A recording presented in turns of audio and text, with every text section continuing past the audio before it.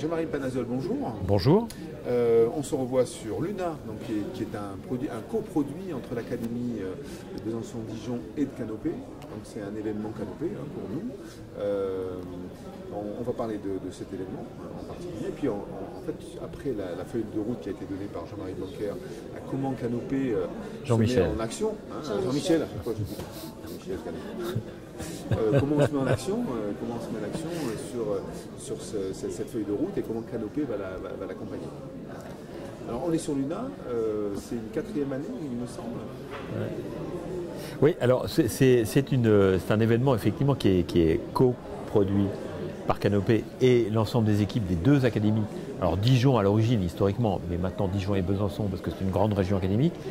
Et je voudrais insister sur le caractère exemplaire de cette coopération parce qu'on a là ici tous les acteurs du rectorat, des collectivités locales, de l'université, des SP qui se retrouvent autour de cette manifestation qui a une caractéristique par rapport à d'autres. C'est un ancrage territorial très fort, c'est-à-dire qu'ici les publics qui sont là sont des publics qui connaissent, qui viennent s'y retrouver, qui ont plaisir à s'y retrouver, qui ont plaisir d'année en année à évoquer les expérimentations.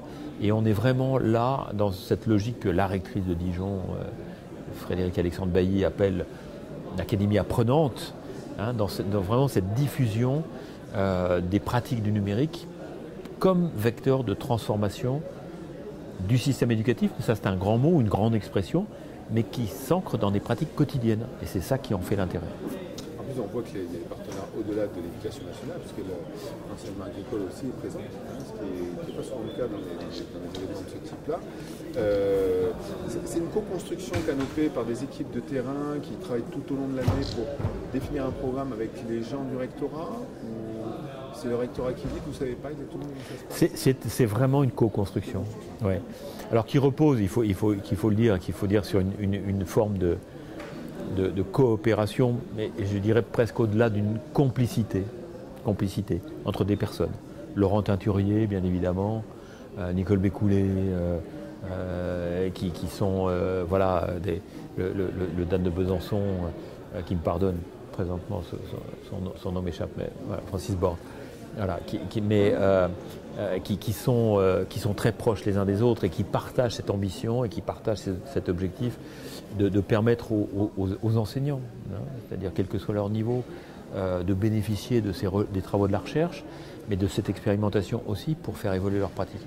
Et ça, cette convergence d'objectifs est tout à fait remarquable dans cette académie particulièrement, et elle est suffisamment singulière pour qu'on puisse la souligner.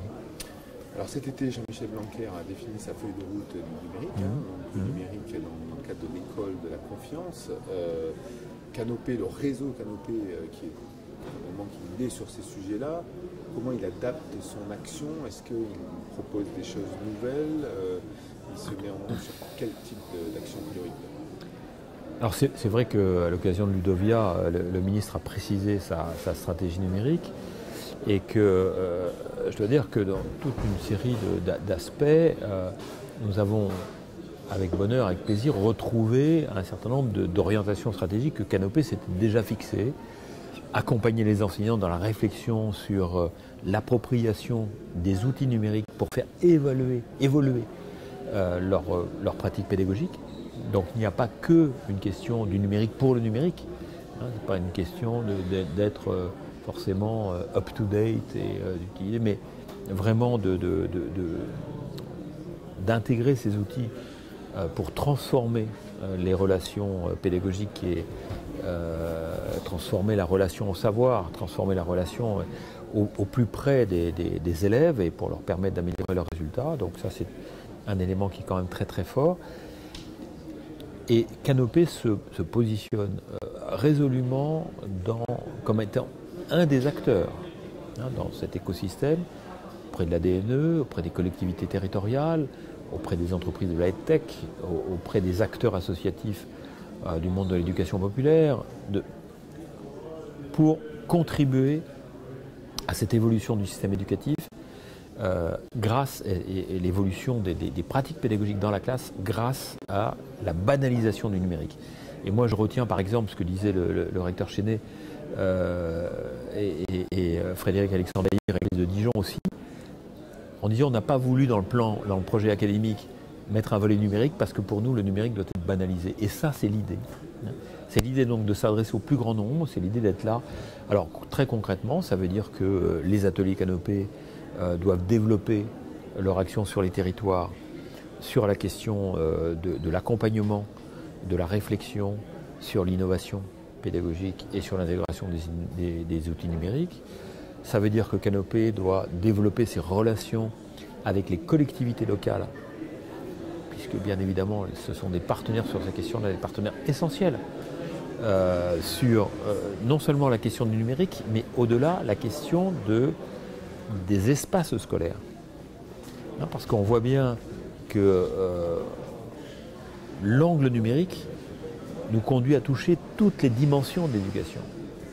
Il nous conduit à toucher l'acte pédagogique, au sens nucléaire du terme, mais aussi les espaces scolaires, la composition des espaces scolaires. Voilà. Et donc voilà, pour l'année, très clairement, Réseau Canopé se positionne dans le cadre de cette stratégie comme étant un des acteurs. Alors Canopé, ce sont des ressources et vous avez annoncé en avant-première un produit, une action spécifique qui s'appellerait Campus 360, c'est ça? Voilà. Alors, sur ces... dans les missions de Réseau Canopé qui est à l'interface des travaux des chercheurs, puisque vous savez que Réseau Canopé accompagne les travaux du Conseil scientifique de l'éducation nationale, mais travaille aussi avec des laboratoires de recherche. Canopé a pour mission d'être aussi en veille sur tout ce qui émerge comme nouvelles technologies, comme nouvelle organisation, aussi comme nouveau mouvement social et sociétal plus largement que la technologie, et qui est susceptible à un moment donné d'influencer ou d'avoir un impact sur l'enseignement et sur le travail de l'enseignant. La question ce que vous évoquez de ce qu'on appelle la technologie immersive, donc tous les outils qui nous permettent de virtualiser une situation et de nous projeter dans un univers virtuel mais en ayant l'impression d'y être, donc technologie immersive, et pour nous un champ d'expérimentation et d'expérience. Nous ne sommes pas au stade de l'industrialisation, nous n'avons pas de certitude sur l'efficacité pédagogique, mais nous savons simplement qu'il faut que nous soyons en capacité de.